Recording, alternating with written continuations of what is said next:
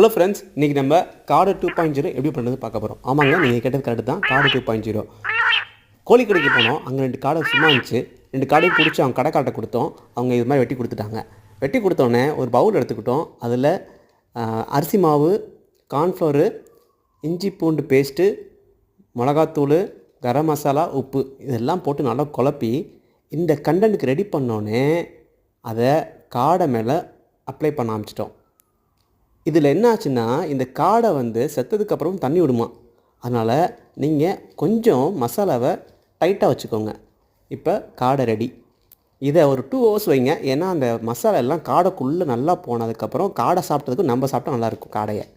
So கடாயை எடுத்துக்கோங்க. கடாயில் காடையை போடுங்க, ஃப்ரை பண்ணுங்கள். செம்மறியாக ரெடி ஆகிட்டே இருக்கும். நல்லா ஃப்ரை பண்ணதுக்கப்புறம் மேலே அப்படியே இந்த ஸ்ப்ரிங்கிள்ஸ் மாதிரி போட்டு முடிச்சிருங்க. அவ்வளோதாங்க. பாய்.